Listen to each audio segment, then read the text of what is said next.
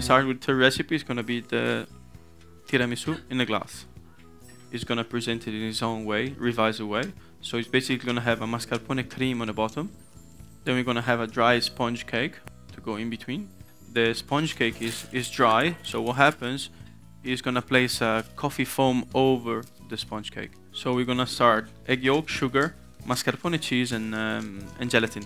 When the milk is boiling, you slowly pour it over the cream a bit at a time. In order to create this foam, you need to have a siphon, a whipper, okay? Because the consistency is very much aerated, there's air inside. So after the cream is done and you pour the milk over this component, you can lay it on a glass. But once you lay it on a glass, it needs to rest. E non serve poi riprenderlo in cottura. Hot milk over it, slowly whisk it. Poi versiamo all'interno di questo imbuto in questo modo.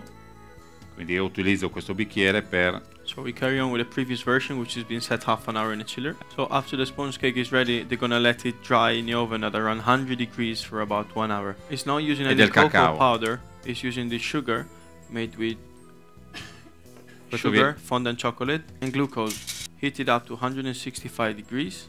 It becomes in a crisp stage. After cooked, it's crispy, and then you blend it until you obtain this powder. So you create yourself a mold with a piece of plastic. There's over silicone paper. Don't do it on baking paper as it will burn. Ok, togliamo. You remove your mold. You see you have the round shape. It's gonna try to do now on the salamander. Otherwise you just flash it into a very hot oven. As you can see now the sugar is caramelized and everything has been cooked evenly. The next stage tiepida, quindi abbiamo una temperatura di 50 gradi. In questo modo croccante di cacao e lo chiudiamo. Here's our cocoa crisp. Now what he's trying to do now is is burning the edges, so basically the crisp will stick to the glass and it kind of sealed. E adesso l'abbiamo chiuso così rimane bloccato. Done. Blocked. And that's the tiramisu.